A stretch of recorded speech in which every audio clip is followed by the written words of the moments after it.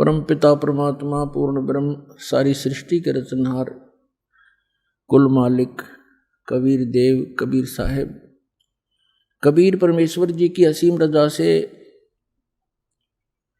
आप सभी पुण्यात्माएं सत्संग श्रवण करने के लिए उपस्थित हुए। जिस प्राणी का बहुत ही पुण्य उदय हो जाता है उसको मानव शरीर प्राप्त होता है। मानव शरीर प्राप्त प्राणी के अंदर जो परमात्मा प्राप्ति की इच्छा प्रबल होती है वो विशेष पुण्यकर्मी प्राणी होते हैं। उनमें से आप एक हैं जो परमात्मा की विशेष आत्माएं हैं जिनको सत्संग सुनने का समय उपलब्ध हुआ। ये 5 दिवसीय सत्संग आज समापन होने जा रहा है। ये किस उपलक्ष्य में है पहले भी बताया था, आज भी नए श्रद्धालु आते हैं उनको जानकारी देते हैं। ये वो शुभ दिन है कि इस दिन परमेश्वर कबीर जी परम अक्षर ब्रह्म सर्वशक्तिमान सर्वसृष्टि रचनहार अपनी प्यारी आत्माओं को यथार्थ ज्ञान प्रदान करने के लिए और सत भक्ति बताने के लिए अपने परम धाम से सतलोक से चलकर आए थे। वो प्रत्येक युग में ऐसी लीला करते हैं। हमारे पवित्र चारों वेद इसके साक्षी हैं। ऋग्वेद मंडल नंबर 9 सूक्त 1 मंत्र 8 और 9 में, ऋग्वेद मंडल नंबर 9 सूक्त 82 के मंत्र 1 2 3 में, ऋग्वेद मंडल नंबर 9 सूक्त 86 के मंत्र 26 और 27 में, ऋग्वेद मंडल नंबर 9 सूक्त 94 के मंत्र 1 में, ऋग्वेद मंडल नंबर 9 सूक्त 95 के मंत्र 2 में, ऋग्वेद मंडल नंबर 9 सूक्त 96 के 96 के मंत्र 16 से 20 में, ऋग्वेद मंडल नंबर 9 सूक्त 20 मंत्र 1 में, ऋग्वेद मंडल नंबर 9 सूक्त 54 मंत्र 3 में और भी अनेक स्थानों पर ये वेद गवाही देते हैं कि वो परम पिता, वो पूर्ण पुरुष सर्वसृष्टि रचनहार, उसका नाम कबीर देव है, कबीर साहब है। वो सतलोक में रहता है, अविनाशी स्थान पर रहता है, शाश्वत स्थान में रहते हैं। वहाँ से वो स्वयं चलकर आते हैं सशरीर 3 प्रकार से शरीर धारण करके वो हम सबका धारण पोषण करते हैं। 3 सतिथि में, एक सतिथि में परमात्मा वहाँ सिंहासन पर विराजमान रहते तख्त पर एक बहुत बड़े गुंबज में। वहाँ उनके शरीर का प्रकाश बहुत अत्यधिक है। एक रोमकूप में करोड़ सूर्य मिला दे, करोड़ चंद्रमा, तो भी फीकी रोशनी रहे उन दोनों के मिले जुले प्रकाश की। अन्य रूप धारण करके परमात्मा प्रत्येक युग में एक शिशु रूप धारण करके आते हैं। उसी अपनी लीला अनुसार परमात्मा सन 1398 संवत 1455 ज्येष्ठ सुदी पूर्णमासी, जो आज ये शुभ दिन हम मना रहे हैं, इस दिन वो परमात्मा यहाँ आए थे और उस परमेश्वर ने हमारे लिए एक विशेष उपहार दिया, ये सत्य ज्ञान और सत्य साधना, जिसको प्राप्त करके हम अपने उस स्थान पर चले जाएंगे जिसके विषय में श्रीमद् भगवद गीता अध्याय नंबर 15 के श्लोक नंबर 4 में कहा है। गीता ज्ञान दाता कहता है कि तत्वदर्शी संत की प्राप्ति के उपरांत परमेश्वर के उस परम पद की खोज करनी चाहिए जहां जाने के बाद साधक फिर कभी लौटकर संसार में नहीं आते।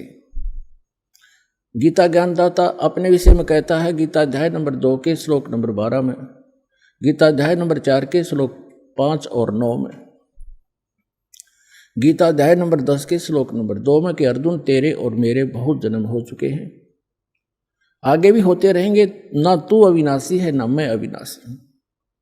इसलिए उसने कहा 18वें अध्याय के 62वें श्लोक में कि अर्जुन तू सर्वभाव से उस परम अक्षर ब्रह्म की, उस परमेश्वर की शरण में जा जो गीता ज्ञानदाता से अन्य है।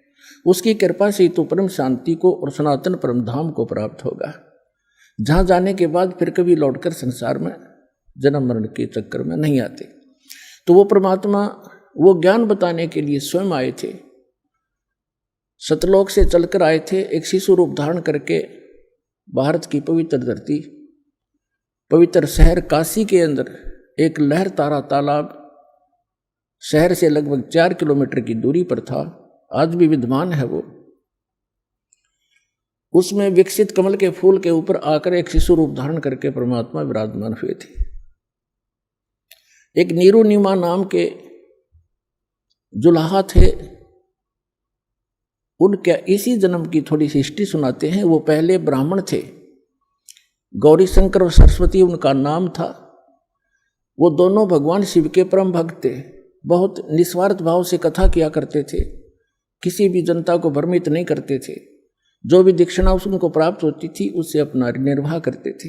दीक्षा से प्राप्त शेष बचे धन को भंडारा कर दिया करते थे, संग्रह संचन नहीं करते थे।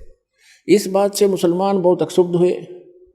उनको ये भी मालूम था कि अन्य ब्राह्मण जो हैं गुरु, वो गौरी शंकर से ज़्यादा ईर्ष्या रखते हैं, क्योंकि उनका बोलबाला उनसे अधिक हो गया था, क्योंकि वो निस्वार्थ कथाएं किया करते थे। अन्य केवल गुमराह किया करते थे, जंतर मंतर करके दुनिया को भटका भरमा के अपनी रोजी रोटी किया करते थे। मुसलमानों को इस बात की चिंता हुई कि ये गौरी शंकर हिंदू धर्म का प्रचार घना कर रहा है और इसको मुसलमान बनाया जाए। उनको ये भी मालूम था कि अन्य धर्मगुरु जो ब्राह्मण हैं वो इससे ईर्ष्या रखते हैं, इसका साथ नहीं देंगे, जिस कारण से उनको उसी जन्म में बाई फोर्स मुसलमान बना दिया था। पहले निर्वाह चलता था दीक्षा से, लेकिन फिर वो दीक्षा बंद होगी, वो मुसलमान बना दिए गए। उनका नाम रख दिया नीरू और नीमा। नूर अली नाम रख दिया गौरी शंकर का, और सरस्वती का नाम रख दिया नियामत। उसको अब भ्रंश करके जैसे कहने लग जाते हैं, नीरू और नीमा कहने लगे। अब उनके सामने दो समस्याएं खड़ी हुई, एक तो निर्वाह की, दूसरी गंगा स्नान मुसलमान नहीं कर सकते थे उस पंचगंगा घाट पर, जिस कारण से गौरी शंकर सरस्वती ने अपने निर्वाह के लिए, तो नीरू और नीमा ने अपने निर्वाह के लिए जुलाहे का कार्य शुरू कर दिया। उसमें कोई पैसा नहीं लगता था, 3-4 डंडे गाड़ लिए जाते हैं, खड्डी बना ली जाती है, उसमें वो परमात्मा परमात्मा के जो मुंह बोले माता पिता हुए वो अपना निर्वाह करने लगे। अब उनके सामने दूसरी समस्या ये थी कि वो गंगा में स्नान नहीं कर सकते थे, और प्रतिदिन स्नान करके अपनी नित्य क्रिया करना उनका एक स्वभाव बन गया था। भले ही वो मुसलमान बन गए थे, भले ही नमाज भी करने लग गए थे, लेकिन भगवान शंकर की श्रद्धा उनके हृदय से गई नहीं थी। अब वो प्रतिदिन स्नान करने के लिए लहरतारा नामक तालाब पर जाया करते थे। ब्रह्म मुहूर्त में प्रतिदिन स्नान करके आते थे। और लहरतारा तालाब कैसे बना था? वर्षा के दिनों में दरिया गंगा बहुत फुल भर के चलती है, कई बार ओवरफ्लो भी कर जाती है, और लहरों के द्वारा गऊ घाट के ऊपर से लहरों से पानी उछल उछल कर एक गड्ढे में चला जाया करता था, और वो एक बहुत बड़े सरोवर का रूप बना लेता है। उसके अंदर कमल के फूल विकसित हो जाते हैं और गंगा का जल निर्मल रहता है, वो खराब होता नहीं। तो नीरू नीमा प्रतिदिन स्नान करने जाया करते थे। ज्येष्ठ सुदी पूर्णमासी, आज ये जो शुभ दिन है, इस दिन वो परमात्मा सतलोक से चलकर आए और उसी लहर तारा तालाब में कमल के फूल पर एक शिशु रूप धारण करके विराजमान हुए। उनके प्रत्यक्ष दृष्टा महर्षि स्वामी रामानंद एक ब्राह्मण थे, बहुत बड़े विद्वान माने जाते थे। उस समय काशी के अंदर वेदों, गीता और पुराणों के मर्मज्ञ ज्ञाता कहलाते थे। उन्होंने 1400 ऋषि बना रखे थे, प्रचारक चेले बना रखे थे ब्राह्मण। और स्वामी रामानंद जी ब्राह्मण के अतिरिक्त अन्य किसी को दीक्षा नहीं देते थे, शिष्य नहीं बनाते थे। उनमें से जो ब्राह्मण ऋषि थे 1400, उनमें से एक थे अष्टानंद नाम के, अष्टानंद ऋषि। वो भी प्रतिदिन स्नान करने के लिए उस लहर तारा तालाब पर जाया करते थे। वहाँ आसपास बहुत बड़ा घना जंगल था। सुबह सुबह शांत वातावरण में कुछ देर वहाँ बैठकर अपने गुरुदेव द्वारा बताई साधना को किया करते थे। उस दिन वो वहाँ पहुँचे हुए थे। अष्टानंद जी वहाँ बैठे हुए थे। आकाश से एक प्रकाश का गोला सा आया। अष्टानंद जी ने देखा कि ये आसमान से इतना तेज प्रकाश कैसे आ रहा है। कुछ ही अक्षण के अंदर वो गोला बहुत निकट आ गया और स्वामी अष्टानंद जी, ऋषि अष्टानंद जी की आंखें उस तेज को सहन नहीं कर सकी। आंखें बंद हो गई। जैसे हम कभी कभी सूर्य की तरफ देख लेते हैं तो हमारी आंखें ज़्यादा समय तक नहीं देख पाती, तुरंत बंद हो जाती हैं। हमने साइड में करनी पड़ती है, नीचे को करनी पड़ती है। और जब हम आंखें बंद करते हैं या वैसे साइड में दूसरी तरफ कर लेते हैं तो सूर्य का प्रकाश रहित आकार दिखाई देता है, वो गोला सा। इसी प्रकार जब अष्टानंद जी ने उस प्रकाश को देखा, उसकी आंखें नहीं देख पाई, आंखें बंद हो गई। तो क्या देखा कि प्रकाश रहित आकार दिखाई दिया शिशु का। कुछ देर के बाद उसने आंखें खोली तो क्या देखा कि वो प्रकाश लहर तारा तालाब के एक कोने में सिमट गया। ये सुबह सुबह की घटना थी। ब्रह्म मुहूर्त था। ब्रह्म मुहूर्त होता है सूर्य उदय होने से लगभग 1.5 घंटा पहले। उस समय अंधेरा अच्छा होता है और उस समय का अंधेरा कुछ ही समय के बाद जल्दी जाता है। रोशनी प्रकाश शीघ्र ही हो जाता है। तो अष्टानंद जी उस समय बैठे थे। फिर उसने देखा, उसने विचार किया अष्टानंद जी ने कि आज मैंने ये क्या दृश्य देखा, ये मेरी कोई आंखों की भ्रांति है या कोई सचमुच कोई ये वस्तु थी। इसके विषय में उसने सोचा कि हो सकता है मेरी कोई भक्ति की उपलब्धि हुई हो। उसके लिए शंका समाधान के लिए वो तो उठकर चल पड़े। वो तो उठकर चल दिए, स्वामी रामानंद जी के पास गए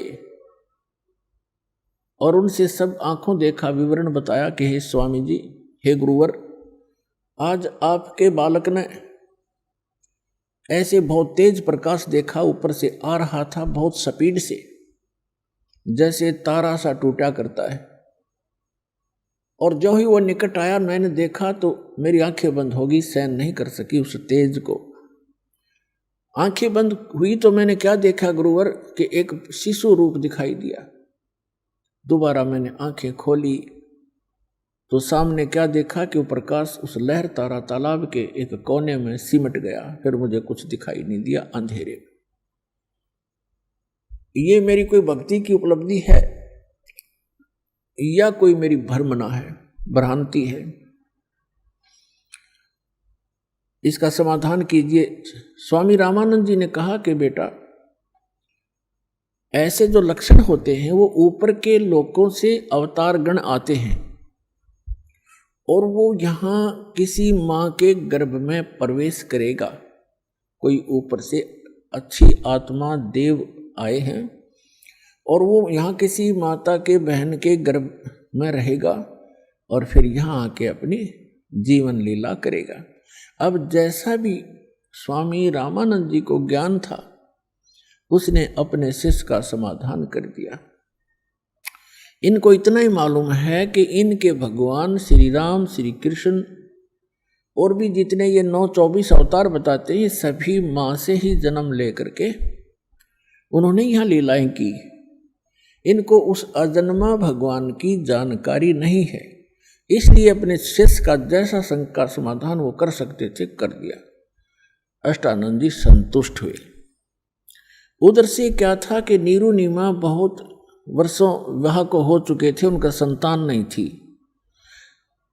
और जिस बहन को संतान ना हो उसको केवल एक ही वस्तु की डिमांड रहती है, वो कहीं जा ले जाए। क्योंकि हमारे समाज का कुछ ऐसा ढांचा बिगड़ गया, ऐसी परंपरा बिगड़ गई ऐसा एक हमारे अंदर ये ऐसा समाज ये लोकलाज कि जिस बहन को पुत्र ना हो वो सहन नहीं कर सकती कि लोग उसे बांझ कहें, चाहे परमात्मा की रजा से ही उसको बच्चे ना हो रहे हो। तो काफी वर्ष बीत गए थे और लगभग 60 वर्ष के आयु होगी थी नीरू और नीमा की, उनका संतान नहीं थी। और ऐसे ही कोई आकर के टोक देता है, कोई रिश्तेदार, कोई अड़ोस पड़ोस का, और घर आके चर्चा कर देता है कि आपको कोई संतान नहीं है, एक बालक तो चाहिए था। अब वो ना चाहते हुए भी अगर थोड़ी बहुत भूल गिरे तो इस तरह की कोई न कोई इंजेक्शन यू काल लगवा ही देता है। ऐसे उसकी कोई रिश्तेदार आई नीमा की, कोई जान पहचान की बहन, उसने सारी रात यह चर्चा रखी, एक बालक तो भगवान ने देना चाहिए था, और आप जैसे अच्छी आत्मा और बिना बालक के जिसका संतान नहीं है उसको तो कोई सुबह सुबह देख कर भी मुंह मोड़ लेता है। ये हमारे धर्म गुरुओं की कमी रही है कि उन्होंने ऐसा भ्रम जाल फैला दिया कि जिसका संतान नहीं है वो आदमी, वो व्यक्ति मनहूस है। और पुण्यात्मा इस तत्व ज्ञान के आधार से परमात्मा कहते हैं जो सत भक्ति करते हैं, जो भगवान की भक्ति करते हैं, संतान है या नहीं है वो दोनों ही उच्च हैं। और उनमें से जिसको संतान नहीं है वो परमात्मा की विशेष कृपा पात्र है जो भक्ति कर रहे हैं। ये ना समझना कि जिनके संतान है वो कृपा पात्र नहीं है। कृपा पात्र तो वो भी हैं क्योंकि भगवान ने शरण में ले लिए हैं, लेकिन उनके लिए इसलिए कहा जा रहा है कि उनका कोई किसी से संस्कार उलझा नहीं है, और काल की एक ऐसी आदत है, ये उलझुआड़ियाँ चाहता है, चाहे किसी भी प्रकार उसको फंसाना पड़े उसकी चेष्टा रहती है। ऐसा लोक वेद, ऐसा समाज बना दिया, तो न चाहते हुए भी वो बहन जिसके बालक नहीं है, वो पता नहीं कि कहीं बता दो उसको, कोई क्रिया बता दे वही जाएगी बेचारी, किसी प्रकार मेरा यो निसंतान वाला जो पॉइंट है ये क्लियर हो जाए। अपने आत्माओं परमात्मा खोजे से नहीं मिलते। ऋषियों ने हजारों वर्ष तपस्याएं कर ली, वो मालिक नहीं मिला, और वो परमात्मा नीरू और नीमा को आकर मिल गए। क्या उनको संतान नहीं दे सकते थे? वो कितनी प्यारी आत्मा होंगी उनकी, जिनको बगैर प्रयत्न के सीधे आके मिल गए और उनके घर रहे, पुत्र की तरह उनको सुख दिया। लेकिन वो पुत्र भी दे सकते थे, वो ना भाग्य में हो तो भी दे सकते थे, लेकिन वो विशेष कृपा पात्र थे। परमात्मा अपने जीव को ये संसारिक जो सुख हैं, यहाँ की जो सुविधाएं हैं जिनको हम उत्तम मान रहे हैं, ये भक्ति मार्ग में उत्तम नहीं है, बाधक हैं। तो ऐसा कोई अनजान ही कर सकता है जो अपने निजी बच्चे को और जानबूझ के कीचड़ में गिरे, वो तो कीचड़ से निकाल कर धोया मांजा करे, और दोबारा कीचड़ में कोई डाल सकता है? नहीं, कोई शराबी। तो परमात्मा पुण्यात्माओं, आप तो मांगते हो यहाँ के सुख, यहाँ की संपत्ति, संतान, ये मिला आपको, और परमात्मा को आपका पहाड़ जैसा दुख दिखाई देता है। यदि आप जी अब मोक्ष प्राप्त नहीं कर सके, ना जाने कितने जन्मों में ये कष्ट आपको फिर सामने खड़े दिखाई देंगे। यदि इन संसारिक कार कोठियों में, घोड़ा बग्गियों में सुख होता तो परमात्मा एक झोंपड़ी में नहीं रहते, एक झोंपड़ी में नहीं रहते, और कपड़ा बुनकर एक सिंपल मैन की, एक बिल्कुल निर्धन व्यक्ति की भूमिका नहीं करते।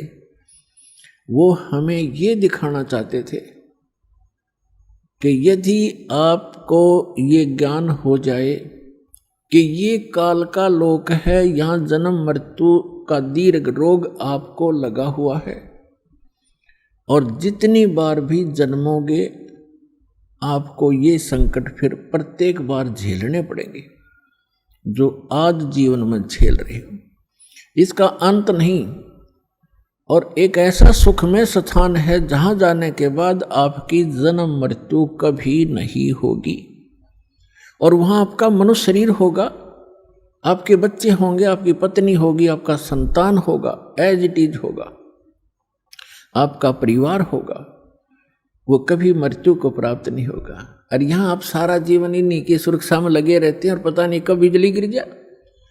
आप पढ़ रहे हो समाचार पत्रों में, देख रहे हो मीडिया, इस इलेक्ट्रॉनिक टीवी चैनलों पर केदारनाथ नाम के एक धार्मिक स्थान के ऊपर बहुत भयंकर फ्लड आ गया। लगभग 20,000 वहां श्रद्धालु और आसपास के क्षेत्र के लोग मारे गए। बताओ, अब वो बेचारे अपने परिवार के लिए ही बैठे थे, मेरा बच्चा ऐसे हो जा, मेरी बेटी ये बन जा, पुत्र अच्छा नौकरी लग जा, ऐसे हो जा, धन बन जा, खाक बन गया यहाँ पर। उनकी लाशों भी नहीं मिल लिए, दब गए टनों मिट्टी के ढेर में, खोजत भी ना पाओ। तो तुम ये दिखाना चाहते हैं आप जिस लोक में रह रहे हो और जो वस्तुएं आप डिमांड कर रहे हो, ये मांगण की कोई ना, ये तो मैं आप ही दे दूंगा जो तुम्हें आवश्यकता पड़ेगी। और हम केवल एक उद्देश्य लेकर आते हैं, ये हो जाए, वो हो जाए, वो हो जाए, ये तो हो जाएंगे लेकिन वो काम रह जाएगा जिसके लिए आप यहाँ आए हो। फिर इनका क्या करोगे? क्या मांगो कुछ थिर ना रहा ही, देखत नैन चला जग जाई। 1,00,000 पूछ सवालक नाती, उस रावण का जो दीवान बाती। आप क्या मांगोगे भगवान से? एक पुत्र मांग लोगे, थोड़ी बहुत संपत्ति मांग लोगे, धन मांग लोगे, कोई कोठी मांग लोगे, कार मांग लोगे, ठीक है। अगर आप मोक्ष नहीं चाहते हो तो ये भी दे देंगे आपको। फिर क्या करोगे? रावण के 1,00,000 पुत्र थे और सद्भक्ति ना करने से सर्वनाश को प्राप्त हुए। अंत में उनके कोई दीपक जलाने वाला शेष नहीं रहा। सर्व सोने की लंका थी वह रावण से रणधीरम, एक पलक में राज विराजी जमके पड़े जंजीरम। तो परमात्मा उनको संतान भी दे सकते थे पर नहीं दिया। कीचड़ में नहीं डाल सकते अपने माता पिता अपने बच्चों को, कीचड़ से निकाला करते हैं। तो वो कोई बहन उस नीमा को रात्रि के दिन सामने आई, चली गई, 2 इंजेक्शन ला के, एक पुत्र से चाहिए था। भगवान ने यह क्या करी, तेरा संसार में साझा हो जाता है, लोग देखते नहीं कहें वो आ गया मनुष्य। तो वह सारी रात करवट बदलती रही बहन नीमा, और सुबह उठ कर उसके पति ने कहा कि चल स्नान करने चलते हैं, समय हो गया। उठकर चल पड़ी। रास्ते में क्योंकि बेशक उन्होंने मुसलमान धर्म स्वीकार कर लिया था लेकिन भगवान शिव को भुला नहीं पा रहे थे। रास्ते में अकेले आ रहे थे, नीमा फूट फूट कर रो रही थी कि हे भगवान शंकर, हे देव, हे महादेव, मुझ दासी को भी ये खिलौना दे देते, मेरा भी संसार में मुंह ऊपर को करके जीने का साधन बन जाता। अब मेरा जीना दुभर हो गया मालिक, आप क्या नहीं कर सकते? हमारी भूल को माफ करो, हम तो मूर्ख हैं, तुच्छ हैं, गलती बनी होगी भगवान। एक लाल दे देते, एक बच्चा दे देते, हमारा भी जीवन सुखी हो जाता। रोने लगी बुरी तरह, क्योंकि उस इंजेक्शन ताजे ताजे लगा रखे थे, वह लगा गई थी सामने कोई बावड़ी सी। तो नीरू कहने लगा कि देखो नीमा, यदि हमारी किस्मत में होते तो भगवान दे ही देते, किस्मत में हमारे भाग्य में है नहीं तो भगवान देंगे कहाँ से शिव जी? और रो रो के तू अपनी आंखें फोड़ लेगी, बुढ़ापे में उंगली पकड़ने वाला कोई है नहीं, अंधी हो जाएगी, ये और दुख होगा, तो रोया मत कर। बहुत प्यार से उसको समझाने की चेष्टा करता हुआ चल रहा है। और ऐसे ही प्रार्थना आपस में चर्चा करते करते रह तारा तालाब पर पहुंच गए। स्नान करने के लिए पहले नीमा चली गई, नीरू बाहर दूर बैठ गया। नीमा स्नान करके बाहर आई उस लहरतारा तालाब के उस घाट से। उसके बाद नीरू स्नान करने के लिए तालाब में प्रवेश किया। तब तक रोशनी सी हो गई थी, थोड़ी थोड़ी उजाला सा हो गया था, सूर्य उदय नहीं हुआ था। और नीमा फिर स्नान करते समय जो वस्त्र बांध कर अपने लपेट कर नहाई थी शरीर के, उसको धोने के लिए जब पुनः तालाब पर गई, उसने क्या देखा कि कमल के फूल के ऊपर कोई वस्तु हिल रही है, क्योंकि परमात्मा कमल के फूल पर शिशु रूप धारण करके विराजमान थे, सतलोक से आकर विराजमान हुए थे और पैर के एक पैर को हिला रहे थे। वो पैर को हिला रहे थे। नीमा ने देखा कि कोई सर्प ना हो और गौर से देखा तो क्या देखा कि तो बालक है, छोटा सा बच्चा। उसने अपने पति से कहा कि देखियो जी, कमल के फूल पर बालक है, देखियो उस कमल के फूल पर बालक लेटा है। नीरू कहने लगा कि नहा रहा था वो, नाते नाते कह रहा कि नीमा तू मेंटल होली, तू बिल्कुल पागल होगी बच्चों के मोह में। अब तुझे सरोवर के अंदर जल में, गहरे जल में भी बच्चे दिखाई देने लगे, तो कुछ संतोष कर, कुछ सब्र कर। तो वो फिर जोर से कहने लगी देखियो जी, सचमुच देखो देखो देखो सामने। अब उसने सोचा देख तो लूं, या पागल किसको क्या कह रही है। उसने जो ही जिस तरफ वो संकेत कर रही थी ध्यान से देखा तो सचमुच एक कमल के फूल पर बालक लेटा है। अब उसने भी आव देखा ना ताव देखा, कमल के फूल समेत उठा लिया और अपनी पत्नी को थमा दिया कि सचमुच ये तो बालक, यहां डूब जाता तो शुक्र है तुम मुझे बता दिया। अब वो बच्चे को लेकर इतना प्यार करती है और सौ शुक्र मनाती है अपने शंकर भगवान के कि हे भोलेनाथ, हे परमात्मा, आज ही हृदय से पुकारा था, आज ही आपने अपनी दासी की पुकार सुन ली। ओए होए, कितना सुंदर बालक दे दिया, सीने को लगावे, कभी उसका मुंह चूमे, प्यार करे और सौ शुक्र मनावे शंकर भगवान के। अपने आत्मा हमारे साथ ऐसे बना हुआ है, करता है सारा कुछ परम अक्षर ब्रह्म जो सर्वशक्तिमान है कबीर भगवान। और हमें जो कुछ भी यहाँ उपलब्धि हो रही है अपने संस्कार वश, उनका क्रेडिट हम देते रहे ब्रह्मा जी, विष्णु जी और शिव जी और अन्य देव देवताओं को। ये हमारी भूल थी। अब इस बच्चे को अपनी पत्नी को थमा दिया नीरू ने, और नीमा लेकर जल से बाहर आकर उसका प्यार करती है, कभी मुंह चूमती है, कभी सौ शुक्र मनाती है शंकर भगवान के। यहाँ गरीबदास जी महाराज परमात्मा से परिचित होकर सतलोक में भगवान को देखकर वहाँ के सुख और उनकी सामर्थ्य को देखकर वापस यहाँ छोड़े गए। तब उन्होंने कहा था, जगत का पेखना पेख्या, धनी का नाम न लेखा। जगत का पेखना पेख्या, धनी का नाम न लेखा।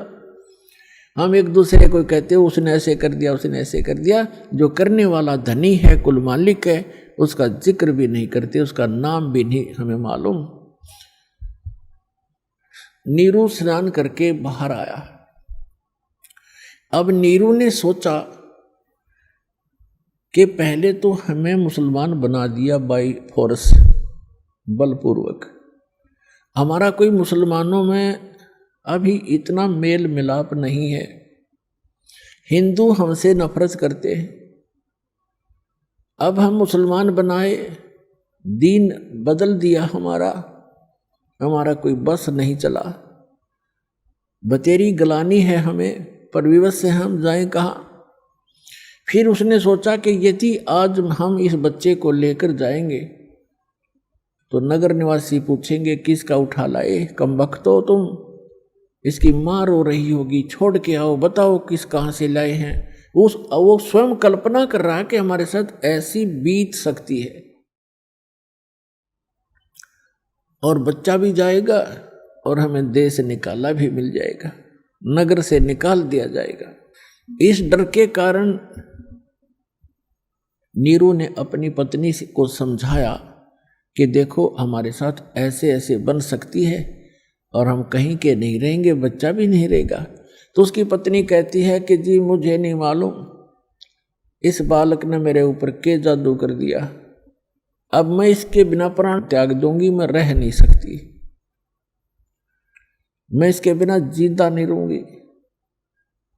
तो नीरू ने कहा तो बिल्कुल पागल होगी, कुछ भी भविष्य का नहीं देखती हो। मैं कह रहा हूं बच्चा भी नहीं रहेगा और हमें भी निकाल दिया जाएगा, घर से बेघर कर दिए जाएंगे, तो कुछ अकल से काम ले, रख दे इस बच्चे को यहीं पर। अपने पूरे जीवन में उस महापुरुष ने अपनी पत्नी की तरफ प्रथम बार हाथ किया था कि मैं तेरे थप्पड़ मार दूंगा, तू ज्यादा मुंह लग गई है। मैं तेरी हर बात को मानता रहा कि ये जान करके इसको संतान नहीं है और इसकी आत्मा को दुख ना हो, और प्रत्येक बात को तेरी को स्वीकार करता रहा, लेकिन तू ज्यादा हठी हो गई है, रख दे इस बच्चे को, नहीं मैं तुझे पीट दूंगा। बहुत दुखी होकर के उसने हाथ किया अपनी पत्नी की ओर, और वो टस से मस नहीं हो रही थी कि मार बेशक बच्चा नहीं छोड़ूंगी। तब परमात्मा ने कहा कि हे मोमिन, मुझे ले चलो अपने घर, तुम पर कोई आपत्ति नहीं आएगी, मैं तुम्हारे लिए ही आया हूं। अब इस बात को देखकर उसने सोचा इस बालक में कोई भूत प्रेत पितर या कोई देव फरिश्ता कोई गण बोल रहा होगा और कहीं तुझे हानि ना कर दे, इस डर से वो चुप हो गया, डरा डरा सा चल पड़ा। घर पर आते ही लोगों ने देखा कि नीमा ये बच्चा कहाँ से लाए, कि कमल के फूल पर मिला, भगवान हमारे अल्लाह ने दिया। अब वो नू तो कहना शंकर भगवान ने दिया, वहां ला करना पड़ा उसने, अल्लाह ने दिया है ये। अब सारे आसपास के मोहल्ले के व्यक्ति, स्त्री पुरुष बालक इकट्ठे हो गए, कहने लगे इतना सुंदर बालक है, ओहो इसका चेहरा ऐसे दमक रहा है जैसे देवताओं का हो, कोई कहे तो बहुत ही सुंदर बालक है, ऐसा चेहरा, ऐसा इसका फुर्तीला शरीर है, ये कोई देव आया है, कोई कुछ कर रहा, कोई कुछ करे। यहां तक लिखा है आदरणीय गरीबदास साहिब जी ने परमात्मा की महिमा की वाणी लिखी है। परमात्मा से परिचित होकर के सतलोक लेकर गए थे कबीर भगवान गरीबदास साहिब जी को, गांव छुड़ाने जिला जज्जर हरियाणा वाले को। वो जब 10 वर्ष के थे सतलोक लेकर गए, अपने जहां निज स्थान पर भगवान रहता है, जो शाश्वत स्थान है, जिसको गीता अध्याय नंबर 18 के श्लोक नंबर 62 में कहा कि अर्जुन तू सर्वभाव से उस परमेश्वर की शरण में जा, उसकी कृपा से तू परम शांति को और सनातन परम धाम को प्राप्त होगा। तो शाश्वत स्थान में परमात्मा रहते हैं, वहाँ लेकर गए थे तो वापस छोड़ा था। गरीबदास जी को दिव्य दृष्टि दे दी थी, उस दिव्य दृष्टि के आधार से और आंखों देखा भगवान के उस सारे नज़ारे को। गरीबदास साहिब जी ने एक ग्रंथ की रचना की जिसको गरीबदास ग्रंथ कहते हैं। जैसे तुलसीदास जी ने लाखों वर्ष पहले घटी घटना रामायण को अपने शब्दों में लिपिबद्ध कर दिया, चौपाइयाँ अपने हिसाब से बना दी और कथा यथार्थ है। चौपाइयाँ की जो रचना है वो उनकी अपनी बुद्धि की देन है, लेकिन सच्चाई वही है जो रामायण की हुई सत्य है। उसको आज पूरा हिंदुस्तान हिंदू उसको सत्य मानते हैं। तुलसीदास कृत जो रामायण है वो सही है, और लाखों वर्ष पहले की घटना उन्होंने आज लिख दी, चित्रार्थ करती। उनकी दिव्य दृष्टि खुल गई थी। उस दिव्य दृष्टि के खुल जाने के बाद लाखों वर्ष पुरानी सब घटनाएं चित्रार्थ हो जाती है, क्योंकि हम जो भी क्रिया कर रहे हैं ये ज्यों की त्यों फिल्म बन जाती है। जैसे आजकल इंटरनेट बना हुआ है, तो कोई भी वस्तु डाल दी उसमें सदा बनी रहेगी जब तक डिलीट ना की जाएगी। ये तो एक कच्चा सिस्टम है उस परमात्मा के ओरिजिनल सिस्टम के सामने। तो परमात्मा की ये समझ लो सारी एक यूट्यूब है, और ये सारा कुछ ब्रह्मांड उसका इंटरनेट है, इसमें सदा रहती है एज इट इज। उनको कभी भी जिसकी दृष्टि खुल जाती है वो देख सकता है सब चित्र, जैसा जैसा जो फिल्म देख लो, फिल्म में जैसा ही कभी देख लो उसको, वो एज इट इज चलेगी, वो सब घटनाएं सेम होंगी, ऐसे हो जाता है। तो गरीबदास जी की जो दिव्य दृष्टि थी वह तुलसीदास जी से कहीं कई गुना श्रेष्ठ थी, ज्यादा क्षमा वाली थी, ज्यादा क्षमता वाली थी। तो गरीबदास जी ने ऐसे ही अपने भगवान कबीर परमेश्वर की महिमा लाखों वर्ष पहले जहां जहां पहले वो कभी प्रकट हुए वो सारा, और काशी के अंदर जो लीला की वो सारी, वो तो फिल्म है, कभी देख लो। तो गरीबदास जी की यूट्यूब चालू हो गई थी, उसमें उन्होंने देखा और वर्णन किया अपनी भाषा में। तो क्या बताया, तो उन्होंने अब गरीबदास साहिब जी की अमरवाणी से आपको थोड़ा सा एक झलक दिखाएंगे, उसको सुनाएंगे आपको वाणी। क्या बताते हैं कि जब वहां आए, परमात्मा को लेकर आए, चाहे आसपास के लोग इकट्ठे हो गए, यहां तक काशी के राजा तो थे वो भी देखने आए कि इतना सुंदर बालक है, भगवान कमाल हो गया। तो उस समय की एक वाणी सुनाते हैं आपको। जगर मगर काया कर ये दमक पदम अनंत, गगन मंडल से उतरे सतगुरु पुरुष कबीर, नाम लिए बंद टूटे हैं और टूटे जम जंजीर, 84 बंधन कटे वो कीनी कल्प कबीर, भवन चतुर्दश लोक सब ये टूटे जम जंजीर, अनंत कोट ब्रह्मांड में वो बंदी छोड़ कहाए, सतगुरु पुरुष कबीर हैं वो जननी जने नमाए। कि ये परमात्मा अनंत कोट ब्रह्मांड में ये बंदी छोड़ कहाए। बंदी छोड़ कौन होते हैं? अमर करूं सतलोक पठाऊं, तात बंदी छोड़ कहाऊं, बंदी छोड़ हमारा नामम, अजर अमर है अस्थिर ठामम। अमर करूं, यहाँ आपको ऐसी भक्ति शक्ति दूंगा, आपको अमर कर दूंगा। आप मृत्यु के उपरांत वहाँ चले जाओगे जहाँ जाने के बाद साधक फिर लौटकर कभी संसार में नहीं आते, और वहाँ आपका संसार होगा, आपका परिवार होगा। और जिस परिवार को पुण्यात्माओं बेशक आपने यह बात ना अच्छी लगे, लेकिन सत कड़वी होती है, पर उसको सहन करके उसके ऊपर यदि अमल कर लिया जाए तो विष से अमृत बन जाता है, वो कड़वी से मीठी बन जाती। जो परिवार आपका है ये आपका नहीं है। आप एक दूसरे के पिछले पूर्व जन्म के संस्कारों से, या बेटा बेटी, पुत्र पुत्री, पति पत्नी जैसे भी रिश्तेदारी बनी है, ये एक लेवा एक देवा दूतम। जैसे सुखदेव ऋषि ने अपने पिता व्यास जी से कहा था, गर्भ से निकलकर चलते चलते, गर्भ से बाहर आते ही, अपनी माँ के गर्भ से 12 वर्ष की आयु में, 12 वर्ष तक माँ के गर्भ में रहा था। बाहर आते 12 वर्ष का रूप, जितनी आई हाइट बन गई उसकी एकदम,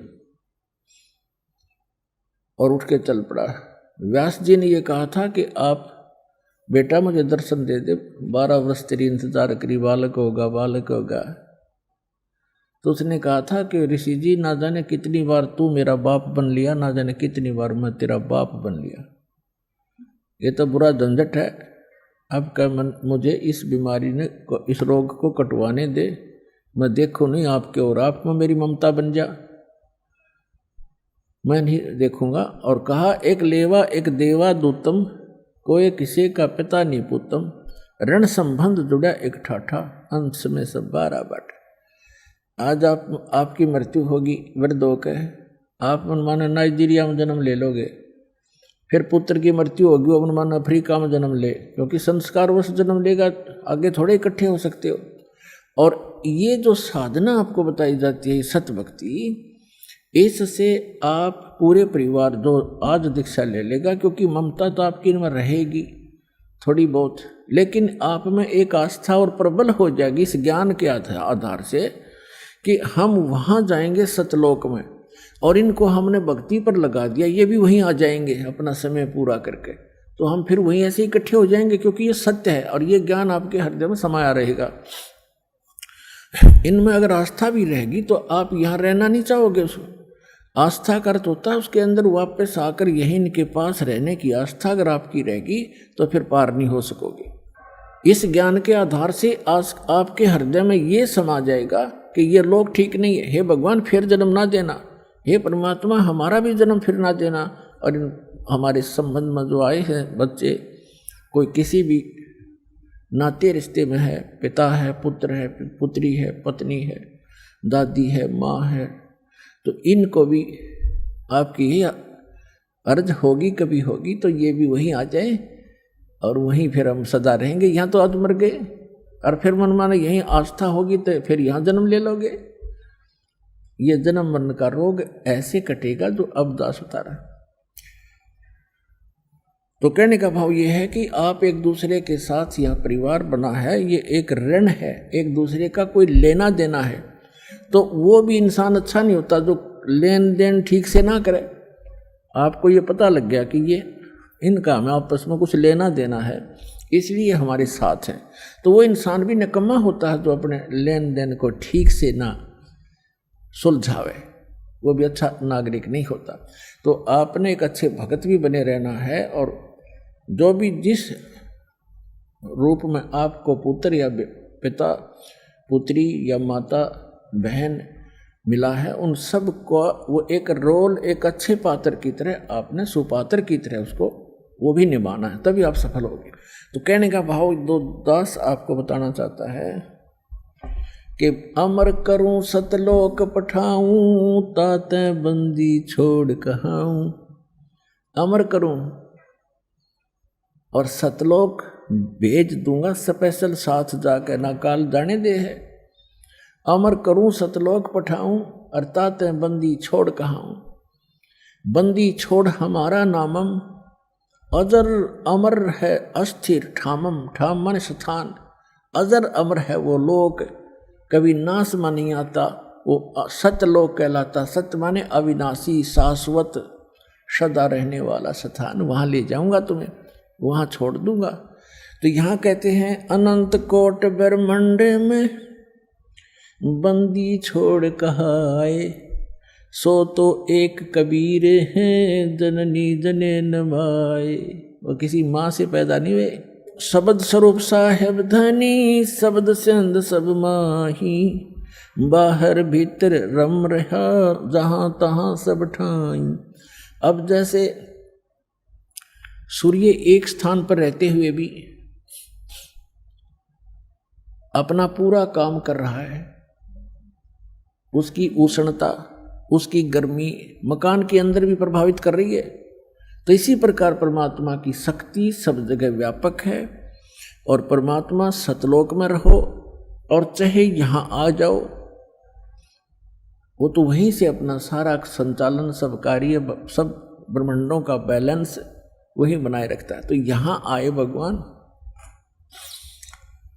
जल थल पृथ्वी गगन में, बाहर भीतर एक, ये पूर्ण ब्रह्म कबीर हैं, अवगत पुरुष अलेख। सेवक हो के उतरे इस पृथ्वी के माही, जीव उदाहरण जगत गुरु, बार बार बलि जाही। सेवक हो के उतरे, एक दास बन के आए यहाँ पर, कबीर दास। कबीर दास एक सिंपल मैन की भूमिका की मालिक ने। सेवक हो के उतरे, उतरे माने सशरीर आए। ये नियम है परमात्मा, सशरीर आता, सशरीर चला जाता है, अच्छी आत्माओं को मिलते हैं। सेवक हो के उतरे इस पृथ्वी के माही, जीव उदाहरण जगत गुरु, बार बार बलि जाहु। जीव उदाहरण, जीव का उद्धार करने के लिए यहाँ उतरे। होय होय, अभी आपको बताया था इन पवित्र वेदों में ऋग्वेद के विषय में जो आपको सभी मंत्र और मंडल और सूक्त बताए, इनमें ये प्रमाण है कि वो परमात्मा ऊपर रहता है। एक तेजो में लोक है, 100 प्रकाशित पृथ्वी है वो सतलोक, उसके 3 पोर्शन हैं, 3 विभाग हैं। जैसे एक तो दिल्ली का बाहरी क्षेत्र जिसमें गांव हैं, नगर विलेज है, एक फिर उसका शहर दूसरी स्थिति में दूसरा पोर्शन बाजार है, और तीसरा वो पार्लियामेंट हाउस और प्रधानमंत्री का घर, रेजिडेंस, राष्ट्रपति भवन, ये तीसरा स्थान समझ लो। तो वो परमात्मा ऐसे सतलोक के तीसरे स्थान पर विराजमान है और वहां से गति करके आता है, अच्छी आत्माओं को मिलते हैं, एक कवियों की तरह आचरण करते हैं। ये वेदों में प्रमाण आपको बहुत बार दिखाया है। और अपने मुख कमल से वो वाणी बोल बोल के लोकोक्तियों के माध्यम से विचार व्यक्त करते हैं, दोहों के माध्यम से, शब्दावलियों के माध्यम से, और जिस कारण से वो एक प्रसिद्ध कवियों में से एक कवि भी कहलाते हैं, लेकिन वो होते हैं परमात्मा। और वो तीसरे सौरभ भवनों ऊपरी तिष्ठति, सब भवनों के ऊपर, भवन के सब लोकों के ऊपर के लोक में बैठा है भगवान।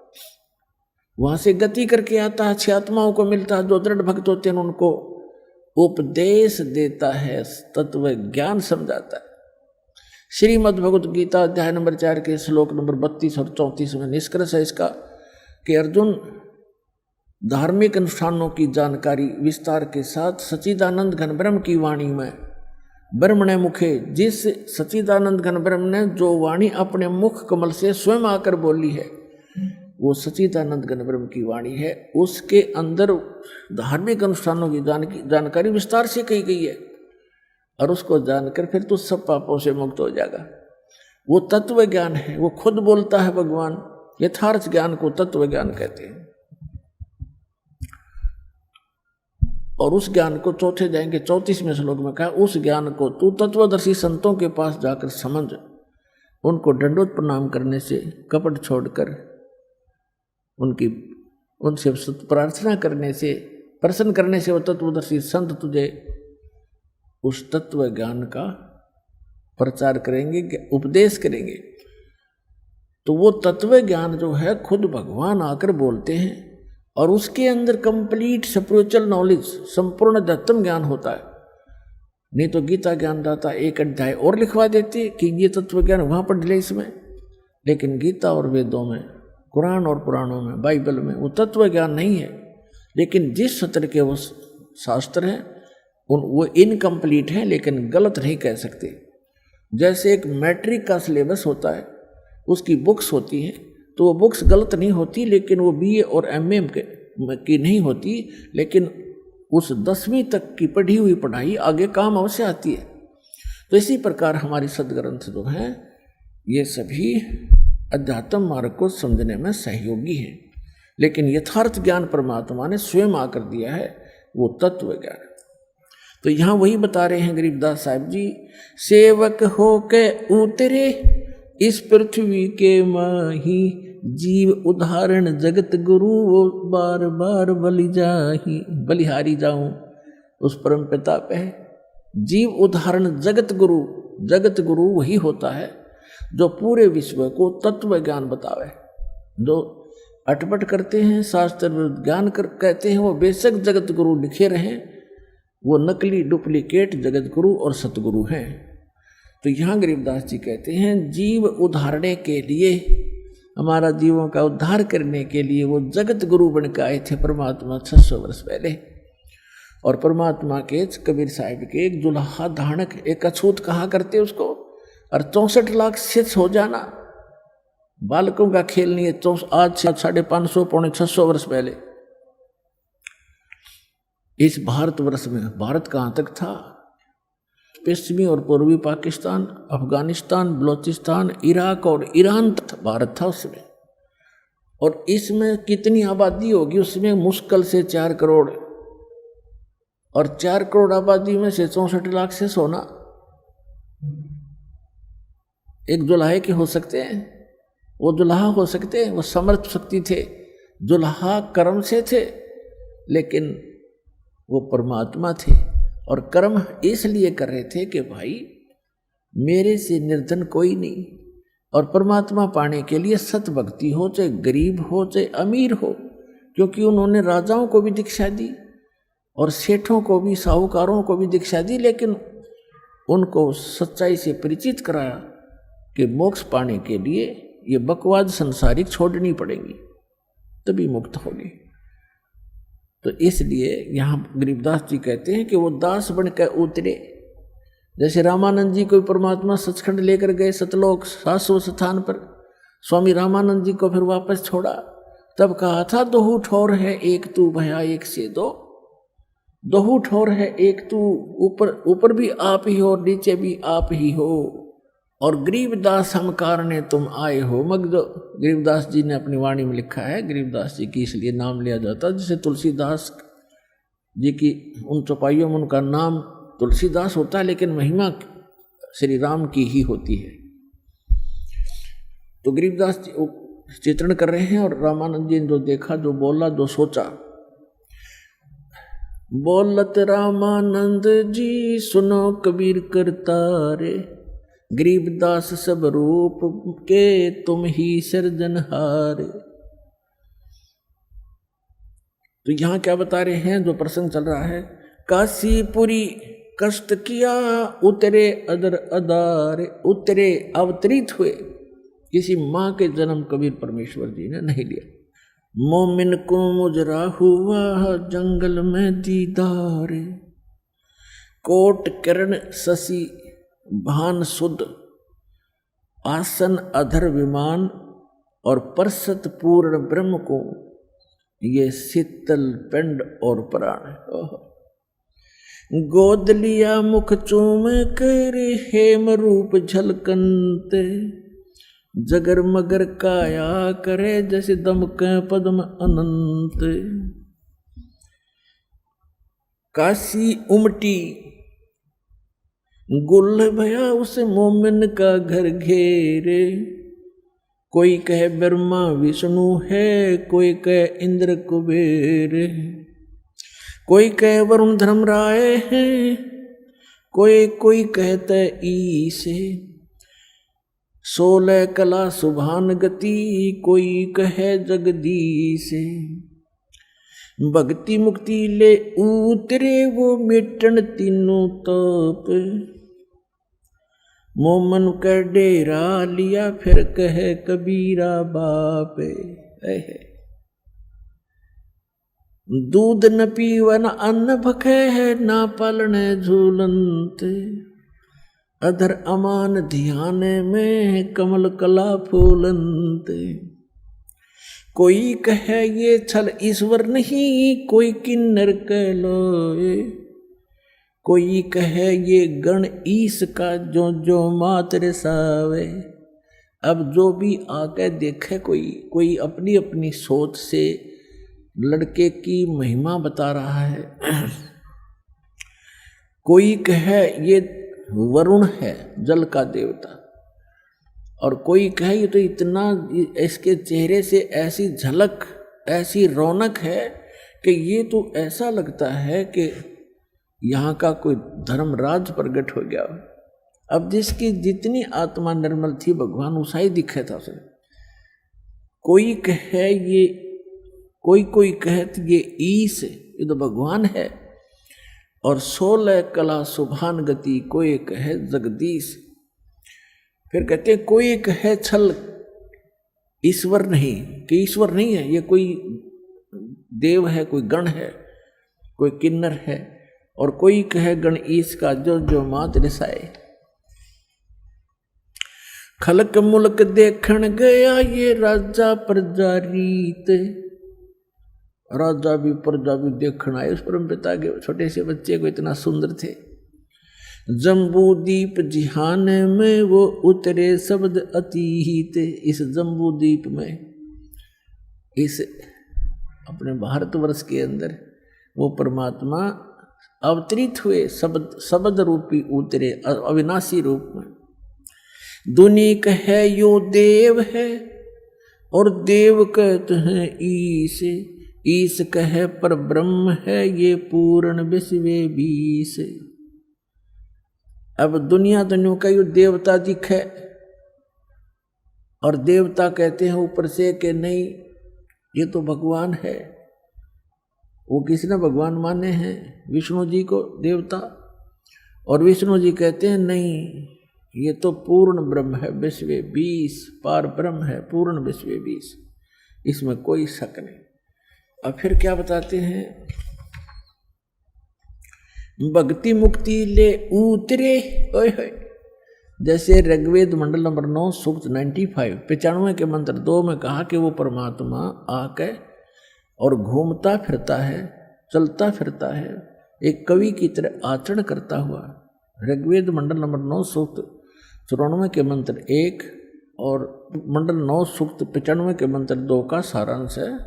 कवियों की तरह आचरण करता है, अपने मुख से अपनी वाणी से बोल बोल के ज्ञान सुनाता है, और वो ऐसे गूढ़ मंत्रों को, गुप्त मंत्रों को प्रकट करता है।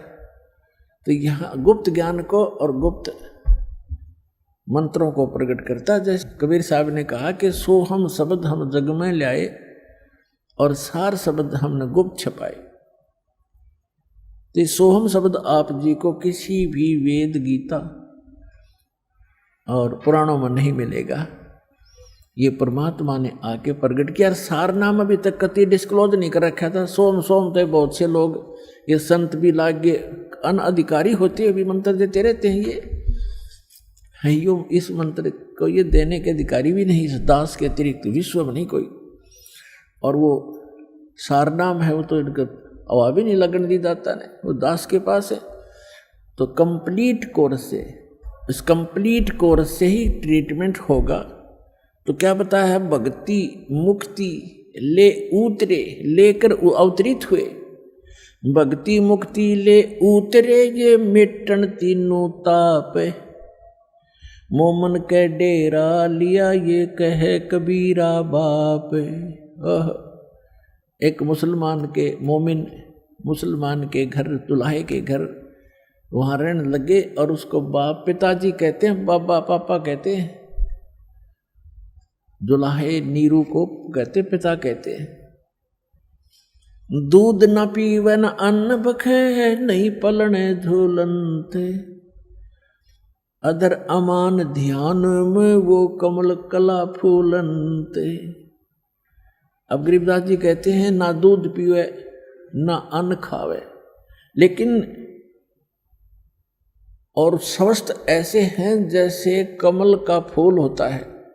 कमल कला फूलंत, कमल का फूल की एक ऐसी परमात्मा ने उसमें शक्ति दी है, ऐसा गुण दिया है कि कमल का फूल किसी सरोवर में हो और वहाँ कितनी स्पीड से पानी प्रवेश हो जा और वो साथ के साथ बढ़ता चला जाता है।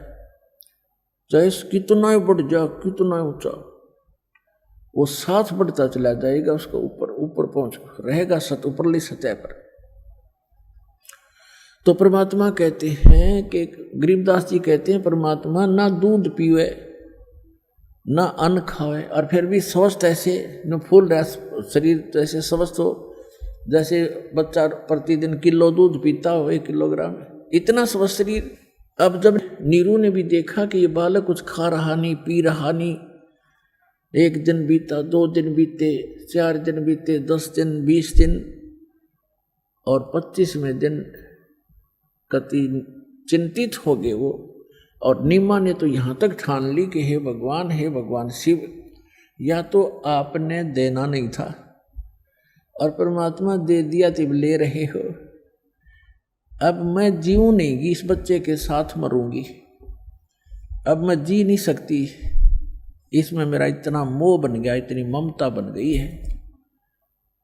ये फाइनल फैसला कर लिया था।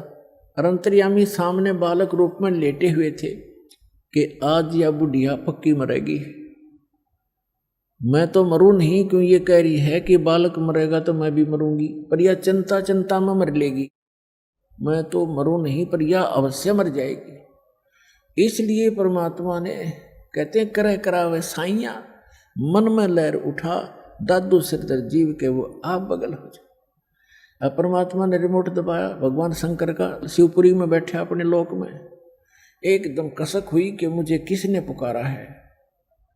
बेशक वो मुसलमान बन गए थे, लेकिन अपनी आराधना और अपनी अर्जी भगवान शंकर को ही लगाया करते थे। वैसे तो पुण्यात्माओं धीरे धीरे ज्ञान की रोशनी होगी। ये पूरा मुसलमान धर्म ही इस शंकर भगवान का पुजारी है, पर ये उसको समझ नहीं पा रहे। और जो इनका जो कुरान शरीफ का ज्ञान दाता है वो है ये काल ज्योति निरंजन। इसी ने गीता का ज्ञान दिया, इसी ने वेदों का ज्ञान दिया और इसी ने बाइबल का ज्ञान दिया।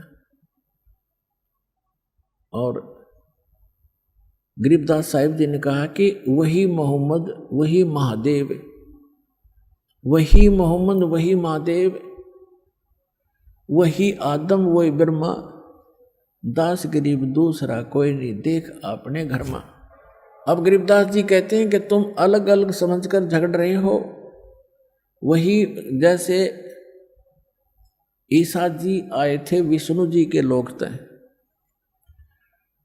और हजरत मोहम्मद जी आए थे भगवान शंकर के लोक तय, और बाबा आदम आए थे ब्रह्मा जी के लोक से। तो यहाँ गरीबदास जी कहते हैं परमात्मा से प्राप्त ज्ञान के आधार से कि वही मोहम्मद वही महादेव, वही आदम वही ब्रह्मा, और दास गरीब दूसरा कोई नहीं, देख अपने घर में। कि आप जी यदि साधना करके देख लोगे, प्रत्येक मानव का शरीर चाहे किसी भी धर्म मजहब से संबंधित है एक जैसा है। उसके अंदर कमल भी एक जैसे हमारे रीढ़ की हड्डी है, जो जिसको बैकबोन बोलते हैं, पीछे की जो हड्डी है बैकबोन पिछले की, इसके अंदर की साइड में जैसे बहुत ऐसा स्थान है जिस पर छोटी छोटी सी ऐसे नाभि कमल, नीचे मूल कमल, गुदा से 2 उंगल ऊपर अंदर की तरफ, और उससे 2 उंगल ऊपर लगभग स्वाद कमल है ब्रह्मा जी। जिस मूल कमल में गणेश जी का निवास है, यानी गणेश जी का चैनल समझ लो कि गणेश जी के लोक में जो भी क्रियाएं हो रही हैं आप इस अपने मूल कमल में देख सकते हो। जब आपका कनेक्शन जुड़ जाएगा, सारी डैश डैश लग जाएंगी, ये दास लगा देगा सारी, और फिर आपके वो चैनल चालू हो जाएंगे। ये तो एक टीवी है शरीर, इसके अंदर चैनल हैं, और जौन सा भी चैनल आप ऑन करोगे, चलाना चाहोगे तो वही चलेगा। तो इस प्रकार इसके अंदर सब चैनल हैं। फिर ना भी चैनल है, ना भी कमल, मूल कमल है वो गणेश जी के लोक में जो कुछ भी हो रहा है मूल कमल पर देखा जा सकता है उस। और फिर ब्रह्मा कमल है, स्वाद चक्र है जिसमें ब्रह्मा जी का आधिपत्य है। ये ब्रह्मा जी के लोक में जो क्रियाएं हो रही हैं इस चैनल्स के माध्यम से दिखाई देती है, मूल इसे स्वाद चक्र बोलने से। फिर नाभि चक्र है, नाभि कमल चक्र, कमल दल, नाभि कमल, उसके अंदर विष्णु जी के लोक में जो हो रही है क्रियाएं, उसका जब ऑन हो जाएगा, इस मंत्रों से हो जाएगा। जो मंत्र हम आपको देते हैं, प्रथम मंत्र, इसमें बीच के जो 5 नाम हैं, इनसे आपके 5 कमल ऑन हो जाएंगे।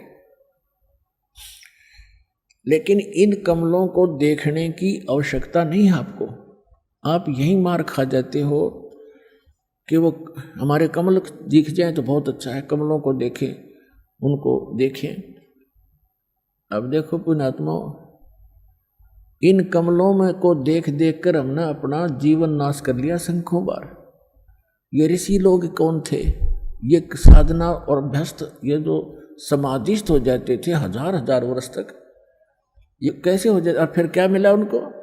ये क्या होता है कि किसी भी कमल में आपकी सुरती लगी, वो ऑन हो गया तो उसके अंदर आपकी सुरती पहुंच जाएगी बहुत दूर तक, और उस लोक में प्रवेश कर जाएगी। वहां आप जो देखोगे नज़ारे, जैसे बालक किसी मेले में चला जा, कहीं कोई रीछ नचा रहा है, कोई कहीं पर गा रहा है, कोई भालू, कोई बंदर नचा रहा है, कोई कहीं कुश्ती हो रही है, कहीं कोई गाने गा रहा है, कोई ऐसे ऐसे डुगडुगियाँ बजा रहा है, तो वो बालक उस मेले में चला गया तो फिर उस मेले में बिचल जाएगा, उसको पता नहीं चलेगा, और पिता जागा बिछुड़।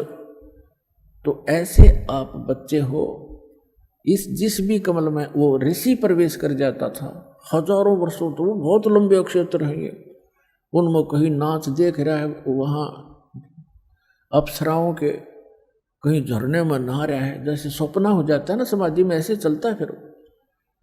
और जब वो वापस आता है तो फिर वो इतना उसका शरीर जीर्ण शीर्ण हो लेता है, उसमें एक दो सिद्धि आ जाती है, उसके वचन से कोई ऐसी घटना घट जाती है, जनता पीछे लग जाती है, वो प्रभु पाक जाता है, फिर गधा बन जाता है। तो काल ने हमारी यहाँ ऐसे अक्ल मार रखी है। तो ये सब कुछ आपका हो जाएगा, लेकिन इसमें घुसने की आवश्यकता नहीं। जैसे हमने अपनी मंजिल पर पहुंचना है और रास्ते में कहीं कोई कुछ भी हो रहा है, कोई सर्कस है, कोई कुछ और है, कुछ, और चलते चलते आप उसकी टिकट लेकर उसमें बढ़ गए सर्कस में, और जाना था अपने विदेश, इतना वो हवाई जहाज निकल जाएगा, वो रह गया वहीं का वहीं। तो आप जी ने जो उद्देश्य है वो टारगेट नहीं भूलना, लेकिन इन कमलों से जो हमने लाभ लेना है वो हम साथ लेते चलेंगे। तो जो दास आपको बताना चाह रहा है, ये कमल है हमारे अंदर। तो कहने का भाव ये, इसी प्रकार हृदय कमल है जिसमें भगवान शंकर के लोक की सारी प्रक्रिया इस चैनल पर दिखाई देंगी।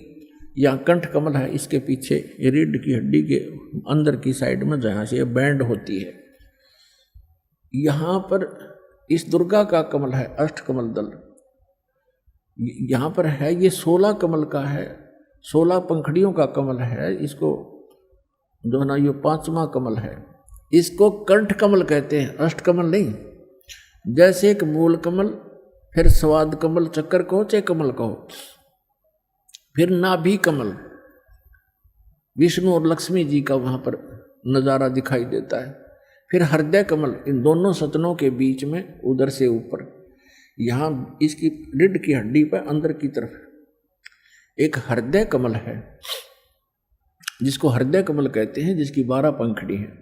ये कंठ कमल है, इसमें 16 पंखड़ी हैं और दुर्गा जी का निवास है।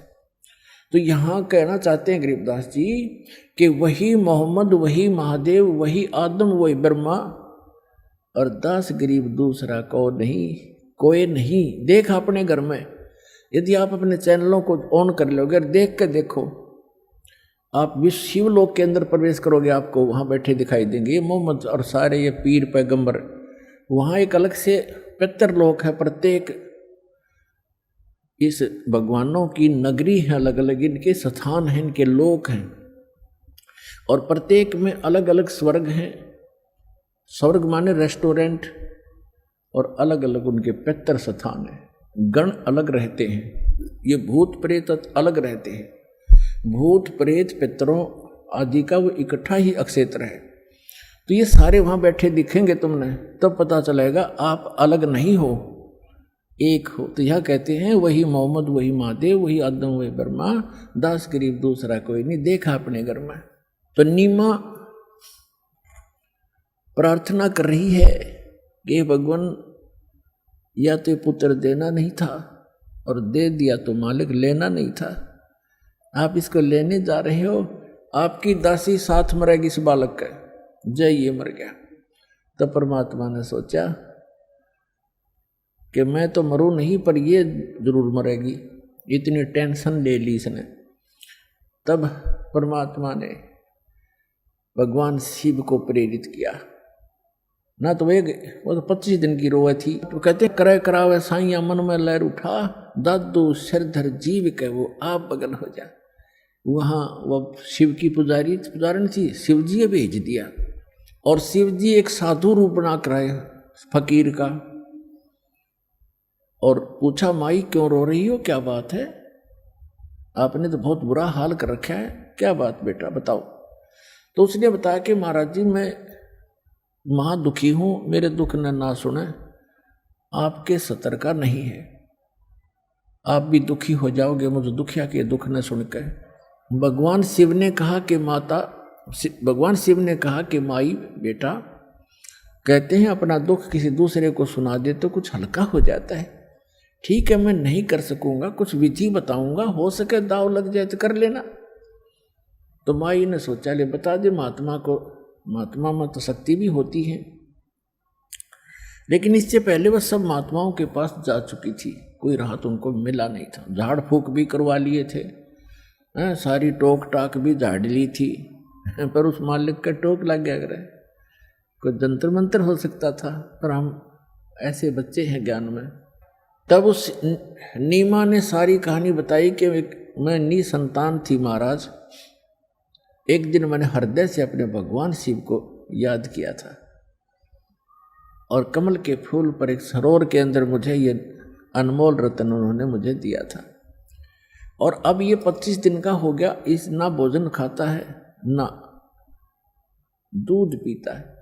अब ये मृत्यु को प्राप्त होने वाला है। और परमात्मा ऐसे स्वस्थ जैसे कमल कला फूलंत, कमल की तरह फूल रहे हैं, फल फूल रहे, बड़े शरीर स्वस्थ हो रहा है, मैच्योर से हो रहे हैं, जैसे नवजात शिशु से थोड़ा बड़ा शरीर हो गया लेटे लेटे का। तो कहते हैं परमात्मा स्वस्थ है, फिर भी वो सोच रही है कि ये मरेगा, क्यों खाता है नहीं तो मरेगा बच्चा। और कहा महाराज जी साथ में मरूंगी, मैं जी नहीं सकती, यूं कह के फूट फूट कर रोने लगी। तब शिवजी ने कहा कि माई तेरा पुत्र दिखा कहाँ है। वह लाई उठा के और सोचा महाराज के चरणों में डाल दूं, महात्मा आशीर्वाद दे देंगे, मेरा बालक जीवित हो जाएगा, स्वस्थ रहेगा, ये खा पी लेगा कुछ। तो जो ही भगवान शिव के रूप, साधु रूप में खड़े भगवान शिव के चरणों में बच्चे को डालना चाहा, वो बच्चा वहां से आकाश में उड़ा और भगवान शिव के सिर के पैरेलल हवा में खड़े हो गए अपने आप। और शिव जी देख रहे हैं। अब माई ने सोचा, नीमा ने सोचा इस महात्मा में बड़ी करामात है, मेरे पुत्र को हवा में उठा दिया। फिर भी नंबर शिव जी के बनन लग रहे हैं। अब भगवान शिव ने ऐसे हाथ किया, परमात्मा उसकी गोदी में आ गए भगवान शिव के साधु रूप में। और फिर परमात्मा की और भगवान शिव की, दोनों भगवानों की नजर में नजर मिली। तब शंकर भगवान ने प्रणाम किया कि तो कोई अदब शक्ति है। कहते हैं 7, गरीबदास जी ने लिखा है कि 7 बार उनकी आपस में वार्ता हुई, माई नहीं समझ सकी। अब भगवान ने कहा, नवजात शिशु के रूप धारी बालक, उस बाल भगवान कबीर साहब ने कहा कि शिव जी इस माई से कह दो एक कुंवारी गाय मंगवा ले और उस पर आप अपना आशीर्वाद दे देना, वह दूध दिया करेगी। कहते करे करावे साइया मन में लहर उठा, दादू सिर धर जीव के आप बगल हो जा। अपनी महिमा नहीं चाहते परमात्मा, माई कन्यो हो जाएगी। अक्साधु आया था, आशीर्वाद दे दिया और गाय दूध देने लगी। और परमात्मा ये चाहते हैं कि इन मेरी आत्माओं के हृदय में भगवान की आस्था बनी रहे, चाहे वो किसी के माध्यम से बनावे। तभी तो आज तक आप भगवान भगवान करते फिर रहे हो और किसी को राहत मिली नहीं। भले ही साधनाएं गलत थी, लेकिन आप कभी मालिक के चरणों में रहे हैं, जिस कारण से आपको भक्ति से परिपूर्ण कर गए थे। आज तक आपके पुण्य समाप्त नहीं हुए थे। आज से 600 वर्ष पहले परमात्मा आए थे, 64 लाख शेष हुए थे। उन 64 लाख में से आप हो जो सबसे पहले आओगे। और आपको इतना भक्ति और आशीर्वाद से आपको आपका पोषण कर गए थे, आत्मा का इतना आपके पुण्य संग्रह करवा गए थे कि आप जी के जन्म होते आ रहे मनुष्य के। भले ही आप साधनाएं किसी भी देव देवता की कर रहे थे, उनसे मिलना मिलाना कुछ नहीं था, आपके फल रहे थे पूर्व जन्म के कर्म ही, वो संस्कार मिल रहे थे। लेकिन आस्था भगवान में जुड़ी थी कि मैं इस भगवान की पूजा कर रहा था, मुझे लड़का हो गया, मेरी नौकरी लग गई, जैसे इस दास के साथ था। अब पता चला जिन भगवान ने क्यों पूजा करते थे वो कुछ कर ही नहीं सकते थे, लेकिन हमारी आस्था थी, हो रहा था, फल रहा था, संस्कार प्रारब्ध, और हम क्रेडिट देते थे इन भगवानों को, और हमारी चाह बनी रही भगवान में, और कर रहा था वो खुद मालिक। तो उसी समय साधु वेशधारी भगवान शंकर ने कहा कि नीमा तेरा पति कहाँ बुलाओ। उसने अपने पति को बुलाया। तो भगवान शिव ने कहा, यानी जो साधु रूप में खड़े थे, कि ऐसा कर बच्चा, एक कुंवारी गाय ला जिसने दूध पीना छोड़ रखा हो और सांड न टच ना करी हो, जाके संग बैल नहीं लागा, और एक कुम्हार के घर से एक बिल्कुल ताज़ा स्वच्छ एक छोटा सा मटका ले आना जिसमें दूध निकाला करेंगे, घड़ा, छोटा घड़ा, बरोला, जैसे आजकल देगची होती है ना, डेगची इतने साइज का। वो गया तुरंत, कुंवारी गाय ले आया और एक कुमार के घर से डेगची टाइप मटका ले आया मिट्टी का। भगवान शिव ने उस बछिया के सिर पे कमर पे हाथ मारा, लंबे लंबे सतन हो गए और पातर नीचे कर दिया। वो एकदम भर गया। वो पात्र धीरे धीरे अपने आप सतनों से दूध निकलना शुरू हो गया और वो पात्र भर गया, अपने आप बंद हो गया फिर। और परमात्मा ने वो दूध पिया। तब उस बुढ़िया के, उस माई को विश्वास हुआ, तब उस माई को विश्वास हुआ कि अभी वो मरे नहीं, और महात्मा के चरण छुए, सो नमस्कार करे, आप तो सचमुच भगवान आ गए। इस प्रकार परमात्मा ने दूध पिया। अपने आत्माओं देखो, सबसे पहले हमने भगवान पहचानना है।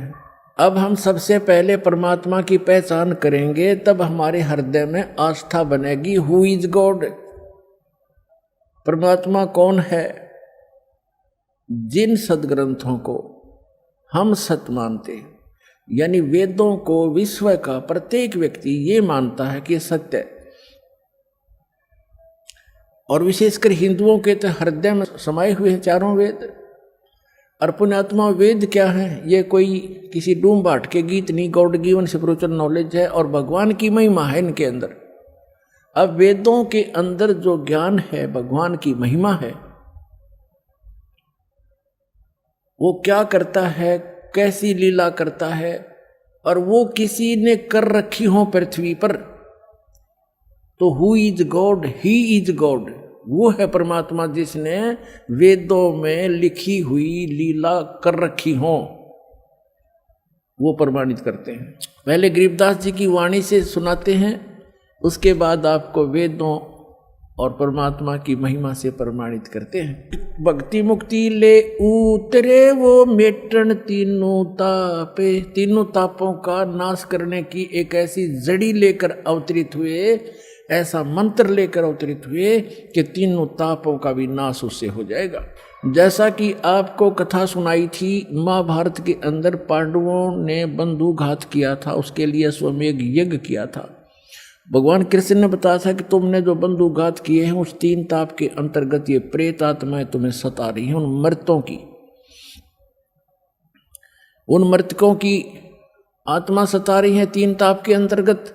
उसके लिए अश्वमेध यज्ञ किया गया था, लेकिन किसी भी ऋषि महर्षि श्री कृष्ण जी के भोजन खाने से वो शंख नहीं बजा था, यानी वो यज्ञ संपूर्ण नहीं हुआ। यज्ञ संपूर्ण होगा तो वो तीन ताप कटने थे। तो क्या बताते हैं, 33 करोड़ यज्ञ में आए वो 88 सारे, 33 करोड़ देवता, 88,000 ऋषि, 12 करोड़ ब्राह्मण, 56 करोड़ यादव, सब उस यज्ञ में भोजन का खा चुके थे, शंख नहीं बजा था। 33 करोड़ यज्ञ में आए वो 88 सारे, 12 कोट वेद के वक्ता, वो सुपच का शंख बजा रे, मन तू पावेगा अपना किया रे, भोग गयो अपना किया रे। कहते 33 करोड़ यज्ञ में आए 88 सारे, और 12 कोट वेद के वक्ता, 12 करोड़ ब्राह्मण वहां उस सुदर्शन का शंख बजा रे, सुदर्शन से शंख बजा रे, वो परमात्मा स्वयं आ रहे थे।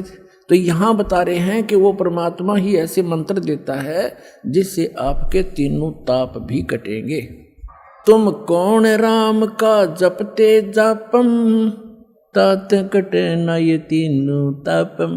और अभी आपको बताया वेदों में, ऋग्वेद मंडल नंबर 9 सूक्त 95 के मंत्र 2 में और 94 के मंत्र 1 में, 9 मंडल के सूक्त 94 के मंत्र 1 में स्पष्ट किया है कि वो परमात्मा कवियों की तरह आचरण करता है, घूमता फिरता है और अपने मुख कमल से वाणी बोलता रहता है। और वो परमात्मा एक गुप्त मंत्र का आविष्कार करता है, प्रकट करता है गुप्त मंत्रों को। वो है वो तीनों ताप के काटने वाले। और यही गरीबदास जी कह रहे हैं, वही प्रमाण दे रहे हैं। भक्ति मुक्ति ले उतरे, उतरे माने अवतरित हुए, सह शरीर आए, उतरना, नौका नुआना। भक्ति मुक्ति ले उतरे वो मेटन तीनों ताप, मोमिन के डेरा लिया वो कह कबीरा बाप। उस मुसलमान दुल्हे के घर निवास कर रखा है और एक लीला करते हुए उस नीरू को पिता कहते हैं। दूध न पीवे न अन्न बखे, नहीं पलने झूलन थे, अदर अमान ध्यान में वो कमल कला फूलन थे। फिर कहते हैं काजी आए कुरान ले, धर लड़के का नाम, अक्सर अक्सर में फुरा धन कबीर बलि जाऊं मैं। सकल कुरान कबीर हैं, हरफ लिखे जो लेखे, काशी के काजी कहें या गई दीन की टेक।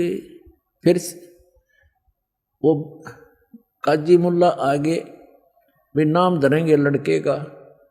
अब वो कुरान शरीफ को खोलते हैं, जैसे अपने यहाँ ब्राह्मण भी ऐसे नामांकन करते हैं, गुरुजन अपना कोई वेद या गीता या पुराण को ऐसे खोलेंगे, प्रथम अक्षर जो आएगा उस पर नाम रख देंगे।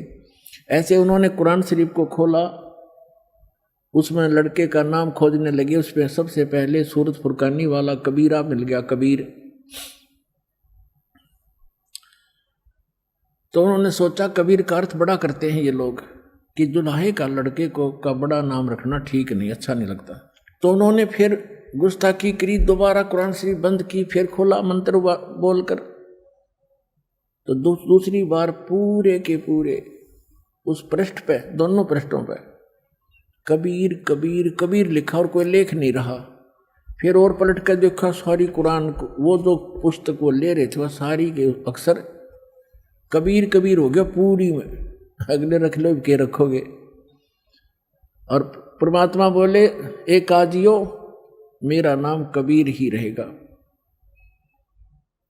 अब वो कुरान में कुछ और अक्षर रहे नहीं, वही पटक कर चले गए और कबीर नाम मालिक का प्रसिद्ध हुआ। शिव उतरे शिवपुरी से ये अवगत बदन विनोद, मैं के कमल खुशी भये जब लिया ईस को गोद। परमात्मा को गोदी में ले लिया। शिव उतरे शिवपुरी से, अपने लोक से आए, शिव मंडल से, शिव के धाम से। और मैं के कमल खुशी भये लिया ईस को गोद, कबीर साहब बच्चे को गोद में ले लिया। नजर नजर से मिल गई किया ईस प्रणाम में, धन मोमन धन पूर्ण धन काशी बलि जाऊं मैं। अब शंकर भगवान जी खड़े थे साधु रूप में और आशीष दे रहे थे कि हे माई, धन है काशी नगरी जिसमें ऐसे महापुरुष का आना हुआ है, धन होगी ये नगरी, इसके ऐसे सारे ग्रह हैं, ऐसे ग्रहों में है, ऐसे इसकी मस्तक की रेखाएं बताती हैं, धन है ये काशी नगरी जहाँ से पुरुष का आगमन हुआ। कहते 7 बार चर्चा करी वो बोले बालक बहने। बालक 25 दिन का बालक बोलता है और 7 बार बोले श्री भगवान शंकर जी से। 7 बार चर्चा करी वो बोले बालक बहने, शिव को कर मस्तक धरा ल्या मोमिन एक धेनु। हे मोमिन, हे मुसलमान, हे बच्चा, जा एक धेनु, एक गाय लिया। अन ब्यावर को दूहत है दूध दिया तत्काले। कंवारी को दूहत है दूध दिया तत्काले, पीवे बालक ब्रह्म गति ता शिव भय दयाल। अपनात्मा इतना समय नहीं, अब परमात्मा की महिमा तो आज शुरू हुई थी, आज ये 5 दिन पूरे हो गए। इतनी महिमा इस परमात्मा की। अब एक तो गरीबदास जी ने यह प्रमाणित कर दिया कि उस एक तो अब पहले आप जी को दिखाते हैं। अभी तो दास ने वर्बली बताया, आदरणीय गरीबदास साहिब जी जो परमेश्वर से मिले थे और उनकी दिव्य दृष्टि खोली थी, उस आधार से पूर्व की घटनाएं जो की तो लिखी सच्चाई कि कंवारी गायों का दूध पिया परमेश्वर ने, शिव जी ने उसके कमर पर हाथ रख दिया, उसने दूध दिया और फिर वो देती ही रही कंवारी गाय और परमात्मा दूध पीते रहे।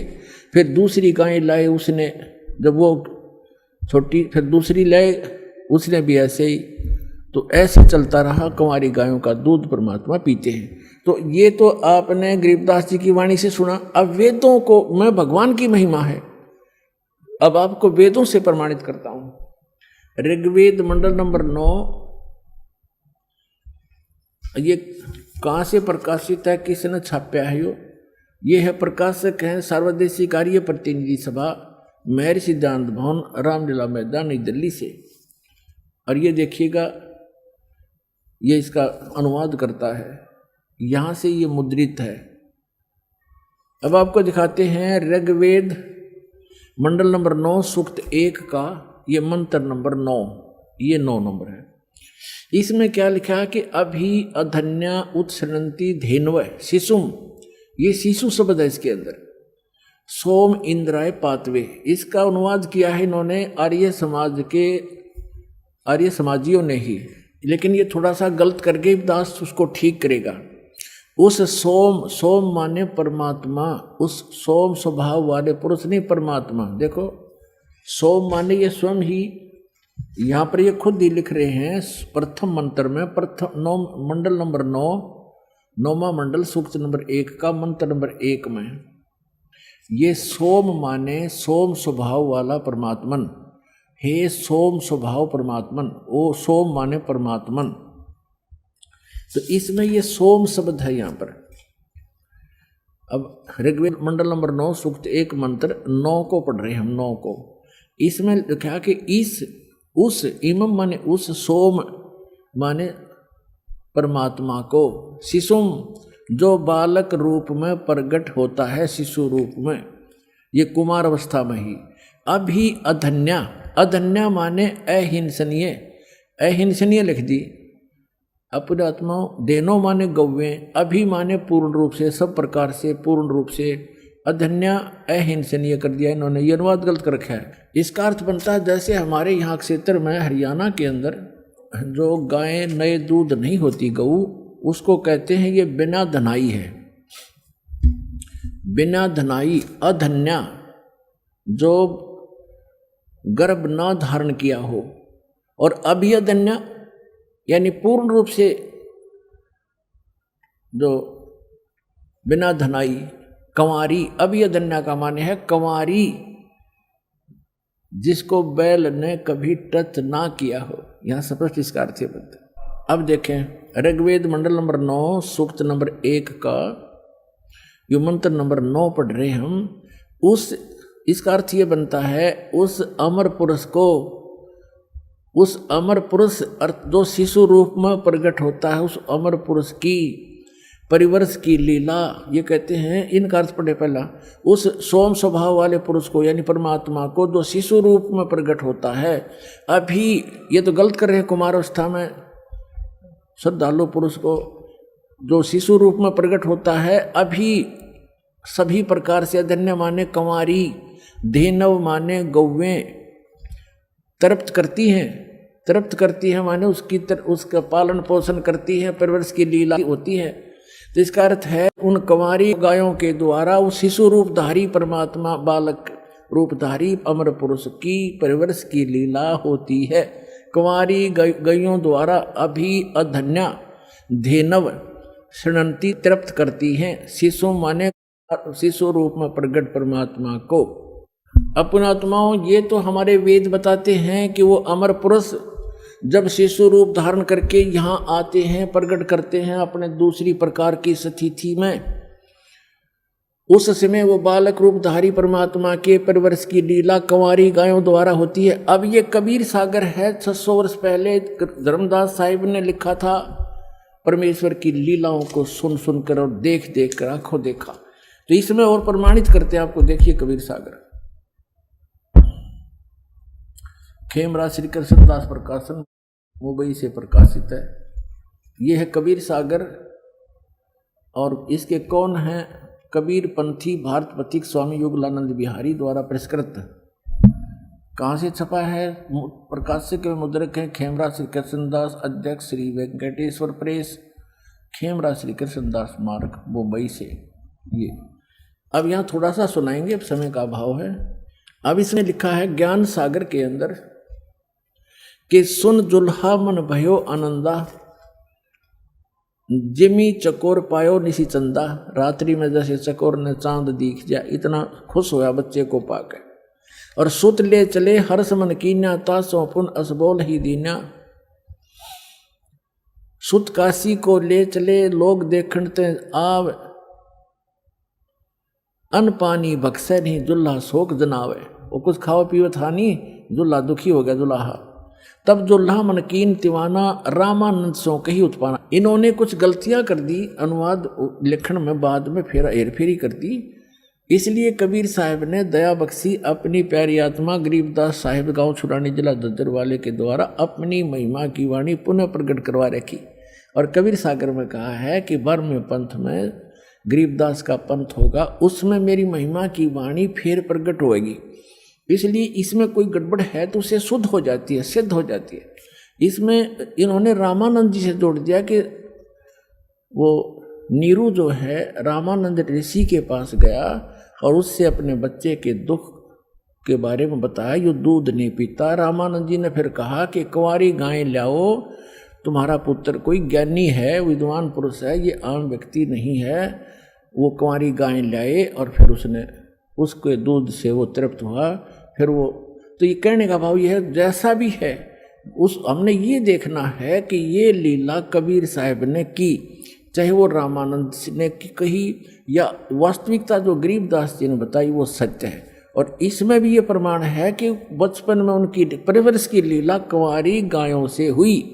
और आज तक किसी भी महापुरुष की हम हिस्ट्री खूब पढ़ चुके हैं, ये वेदों में वर्णित विधि अनुसार महिमा अनुसार किसी की भी लीला खरी नहीं है, एक कबीर साहब ने छोड़कर। इसे सिद्ध हो जाएगा कबीर इज गॉड। अब देखो, तब जुल्हा मन भया कीन तिवाना, रामानंद सो कही उत्पाना। मैं सुत पायो बड़ो गुणवंता, कारण कौन बखे नहीं संता। हे संत, ये किस कारण से भोजन नहीं खा रहा। रामानंद धान तब धारा, जुल्हा सो तब वचन उचारा। पूर्व जन्म ते ब्राह्मण जाति, तो पहले ब्राह्मण था, तेरी कोई सेवा में कमी होगी। हरी सेवा भूला की नहीं भली भांति।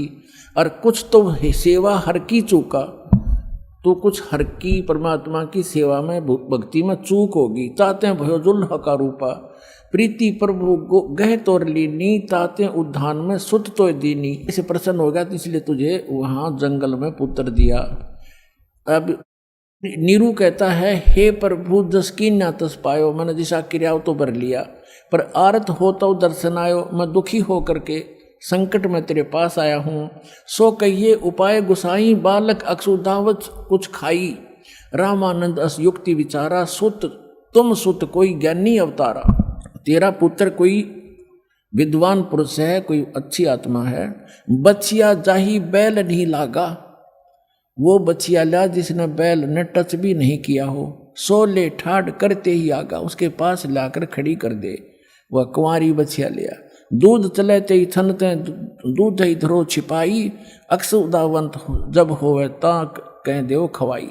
दुल्हा एक बछिया ले आया, कुंवारी बछिया, जाके संग बैल नहीं लागा। और चलो दूत कोई मरम न पावा। चलो दूत जुल्हा हरसाना, राख छिपाए कहो नहीं जाना। अब यहाँ दूत शब्द है ना, इसमें ये भी इन्होंने, अब दूत कौन था जो ये यहाँ लिखा गया? भगवान शंकर आए थे और वो फिर चले गए, अचानक अंतर ध्यान हो गए। तो उन्होंने ये सोचा था नीमा ने, ये कोई भगवान का भेजा हुआ दूत था और इसने मेरा संकट निवारण कर दिया। अब यहाँ देखो, दूध तब पीवत नाम कबीरा। दूध तब पीवत नाम कबीरा, खेलत संत संग मत धीरा। अपनात्मा, हमने सबसे पहले ये पहचान करनी है कि जिस भगवान की, जिस अल्लाह की, जिस खुदा की हम भक्ति कर रहे हैं, वो सचमुच भगवान भी है कि नहीं। बिल्कुल सही है। अब हम कोई सौदा करने जाते हैं, लाल लेते हैं या कोई भी वस्तु लेते हैं, तो हम ये तो देख ले ये वस्तु वो है कि नहीं। तो आज आपके समक्ष हमारे पवित्र सदग्रंथ वेदों ने सिद्ध कर दिया कि भगवान जब शिशु रूप धारण करके आता है, उनकी परवरिश की लीला कुंवारी गायों से होती है। और परमेश्वर ने स्वयं 600 वर्ष पहले यह लीला की, क्योंकि वो तो गुण है, वो करते ही करते हैं। और ये भी वेदों में प्रमाणित है कि ऊपर के लोक में रहता है, सह शरीर है, मनुष्य दृश्य है, देखने में राजा के समान है, सिंहासन पर विराजमान है, वहां से सह शरीर चल के आता है, अच्छी आत्माओं को मिलता है, उनको उपदेश देता है, ज्ञान देता है, कवियों की तरह आचरण करता है, और वो ऐसे गुप्त मंत्र का आविष्कार करता है। और यही आदरणीय गरीबदास साहिब जी ने बता दिया, और यही हमारे 600 वर्ष पहले मालिक ने लीला की, उनकी जीवनी में विद्यमान है। तो गरीबदास साहिब जी ने कहा है, हम सुल्तानी नानक तारे दादू को उपदेश दिया, जात जुलाहा भेद न पाया वो काशी मोह कबीर हुआ, अनंत कोट ब्रह्मंडे का एक रति नहीं भारे, सतगुरु पुरुष कबीर हैं ये कुल के सर्जनहारे। आगे रामानंद और परमेश्वर की गोष्ठी कभी फिर सुनाएंगे। ऐसा कमाल कर रखा गरीबदास जी ने, यथार्थ चित्रार्थ कर रखी है परमात्मा की आंखों देखी महिमा। तो पुण्यात्मा सौभाग्य आपका, आप वो बच्चे हो भगवान के जो 64 लाख में से हो, और आपको खोज रहा कहीं ना कहीं से ला करके, किसी भी माध्यम से, कोई पुस्तक के माध्यम से, कोई टीवी के माध्यम से, आप वो लाल हो उस परमात्मा के, जिसके लिए ये खुद कहते हैं गोता मारूं स्वर्ग में और जा बैठूं पाताल। गरीबदास कबीर साहब की महिमा गा रहे हैं, गरीबदास ढूंढता फिर वो अपने हीरे मोती लाल। आप देख रहे हो यहाँ आसपास के क्षेत्र के लोगों को ये विश्वास नहीं हो रहा कि बरवाला में कोई आया है, और आप 1000 2000 1500 500 800 किलोमीटर से आकर मालिक के बच्चे यहाँ खींचे आ रहे हो, तो आप उस परमेश्वर की विशेष आत्मा हैं। वैसे तो परमात्मा ने कहा कि अब पूरे विश्व को ज्ञान दूंगा, ये सभी मेरे बच्चे हैं, ये थोड़ा लेट आएंगे, पछताएंगे, घना रोया करेंगे इस समय को। और गरीबदास साहब कहते हैं कि ये संसार समझदा नाही, कहंदा श्याम दोपहरे नू, गलत साधनाएं कर रहे हैं, उन्हीं को सत्य मान रहे हैं, इसे गंदे लोक में इतने दुख पा रहे हैं, फिर भी कहते हैं हम ठीक ठाक हैं, यहाँ खाक ठीक ठाक है। आज से कुछ भी है, मुख्यमंत्री है, कल एक्सीडेंट में मर जाता है, खाक ठीक ठाक है, कल गधा बनेगा। तो कहते हैं ये संसार समझदा नहीं, कहंदा श्याम दोपहरे नू, जल रहे हैं धूप में और कह रहे हैं हम ठीक ठाक हैं, श्याम बता रहे हैं इसको। और गरीबदास ये वक्त जात है, रोवोगे इस पैरे नू, ये समझ जाता है हाथ से, फिर रोया करोगे। या अब इस मनुष्य जीवन में ये सत भक्ति नहीं मिली, और दास परमात्मा ने अपना कुत्ता भेज रखा, आपको जगा रहा है, और अब भी नहीं पहचानोगे तो कहते रोया करोगे इस समय को, फिर हाथ नहीं आओगा। समझा है तो सिर धर पाओ, और बहर नहीं रे ऐसा था। बोलो सतगुरुदेव।